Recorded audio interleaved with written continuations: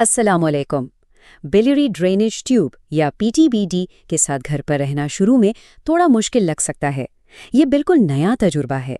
तो इस गाइड का मकसद आपको वो तमाम मालूमात देना है जिससे आप पुरसुकून और पुरएतमाद महसूस करें। चलें देखते हैं कि हम किन चीज़ों पर बात करने वाले हैं। सबसे पहले आपकी बिलियरी ड्रेनेज ट्यूब है क्या, फिर सफाई के कुछ अहम उसूल, इसके बाद ट्यूब को फ्लश करने का सही तरीका, फिर हम देखेंगे कि अगर कोई मसला हो तो क्या करना है, और आखिर में लंबे अरसे तक इसकी देखभाल और हिफाजत के बारे में बात करेंगे। तो शुरू करते हैं पहले हिस्से से, आपकी बिलियरी ड्रेनेज ट्यूब। अच्छा, तो ये पीटीबीडी ट्यूब है क्या चीज़? ये एक बहुत ही पतली सी लचकदार ट्यूब है जो जिल्द के जरिए जिगर में डाली जाती है। इसका काम है बाइल यानी सफरा को बाहर निकालना जब इसका कुदरती रास्ता किसी वजह से बंद हो। बिल्कुल ऐसे समझ लें जैसे किसी सड़क पर रुकावट हो और ट्रैफिक के लिए एक डीटोर बना दिया जाता है। ये ट्यूब वही डीटोर है। ये बस आपके जिस्म को आराम से काम करने में मदद दे रही।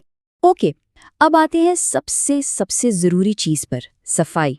यकीन करें, इस मामले में सफाई के सुनहरे उसूलों पर अमल करना हर पेचीदगी से बचने की ज़मानत है।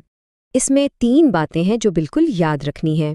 पहली, ट्यूब को या इसके किसी भी सामान को छूने से पहले हमेशा अपने हाथ साबुन और पानी से अच्छी तरह धोने हैं। दूसरी बात, ये जो अल्कोहल स्वैब्स हैं ना, इन्हें अपना सबसे अच्छा दोस्त बना लें। और तीसरी, जब भी आप ट्यूब में कुछ जोड़ने लगें तो उस कनेक्शन पॉइंट को, जिसे हब कहते हैं, अल्कोहल स्वैब से साफ करना लाजमी है। ये छोटे छोटे इक़दामात आपकी हिफाजत के लिए इंतहाई अहम हैं। अच्छा जी, अब बात करते हैं ट्यूब को फ्लश करने की। ये बस एक मामूल का काम है ताकि ट्यूब ठीक से काम करती रहे। परेशान होने की बिल्कुल ज़रूरत नहीं। हम इसे मरहलावार आराम से समझेंगे। देखिए, यहाँ 2 तरह के सेटअप हो सकते हैं। एक में ट्यूब बाहर एक ड्रेनेज बैग से जुड़ी होती है, दूसरे में ट्यूब के सिरे पर एक छोटी सी कैप लगी होती है और बाइल जिस्म के अंदर ही ड्रेन होता है। फ्लशिंग का तरीका दोनों में लगभग एक जैसा है, बस आखिरी स्टेप में थोड़ा सा फर्क है। ओके, ये है सबसे आम तरीका जिसे सिंगल फ्लश कहते हैं। सबसे पहले हमेशा की तरह हब को एक नए अल्कोहल स्वैब से साफ करें। फिर 10 ml सलाइन वाली सिरिंज को जोड़ लें। अब आहिस्ता से 5 ml सलाइन अंदर की तरफ यानी जिगर की तरफ इंजेक्ट करें। फिर बाकी के 5 ml नीचे की तरफ यानी बैग या कैप की तरफ। और हाँ, अगर बैग लगा हुआ है तो आखिर में यकीन कर लें कि वॉल्व खुला है ताकि निकासी हो सके। अब आती है दूसरी टेक्निक जिसे डबल फ्लश कहते हैं। इसमें अहम फ़र्क क्या है? पहले 5 ml अंदर फ्लश करने के बाद आप आहिस्ता से सिरिंज को वापस खींचकर चेक करते हैं कि फ्लो ठीक है या नहीं। फिर जो भी मवाद सिरिंज में आए उसे बैग की तरफ ज़ाया कर दें, और ये बहुत ज़रूरी है। अब आप एक बिल्कुल नई सिरिंज लेंगे और उससे मज़ीद 5 ml सलाइन अंदर जिगर की तरफ फ्लश करेंगे। आखिर में बैग में निकासी के लिए ट्यूब को खोल दें। और हाँ, अगर आपकी ट्यूब पर कैप लगी है यानी अंदरूनी निकासी है तो फ्लश करने के फ़ौरन बाद स्टेराइल कैप को वापस एहतियात से लगा देना है। ये बहुत ज़रूरी है। चलें, अब बात करते हैं उन मामलात की जब शायद कोई मसला पेश आ जाए। इस हिस्से को आप अपनी फौरी गाइड समझ सकते हैं कि अगर कुछ हो तो क्या करना है। सबसे आम सवाल जो पूछा जाता है, अगर जिल्द के आसपास से लीकेज हो रही हो तो क्या करें? इसका जवाब इस बात पर मुनहसिर है कि आपका सेटअप कौन सा है। अगर आपकी ट्यूब पर कैप लगी हुई है और लीक हो रहा है तो इसका मतलब है प्रेशर ज़्यादा है। फ़ौरन एक ड्रेनेज बैग लगा दें ताकि प्रेशर रिलीज़ हो और फिर अपनी आईआर टीम को कॉल करें। लेकिन अगर आपकी ट्यूब से पहले ही बैग लगा हुआ है और फिर भी लीकेज हो रही है तो फ़ौरन अपनी आईआर टीम से राब्ता करें। हो सकता है ट्यूब ब्लॉक हो या अपनी जगह से हिल गई हो। कुछ सुर्ख अलामात हैं जिन पर फौरी तवज्जो देनी चाहिए।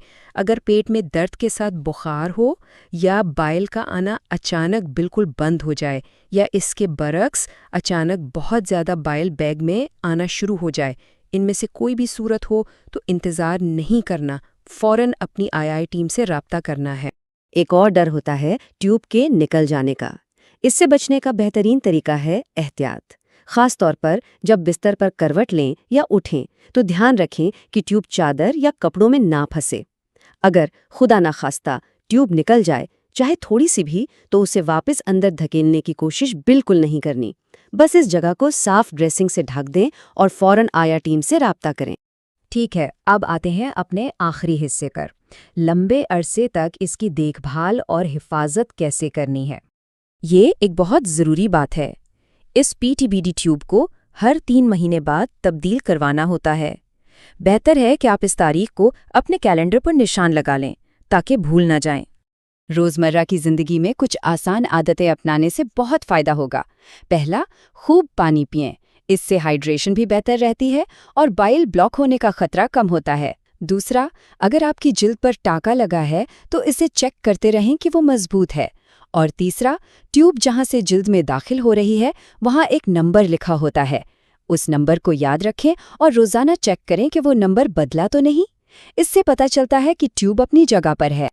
اور آخر میں سب سے اہم پیغام، جب بھی کوئی شبہ ہو، کوئی سوال ذہن میں آئے یا کچھ بھی ٹھیک نہ لگے تو اپنی انٹرونشنل ریڈیولوجی یعنی IR ٹیم سے رابطہ کریں۔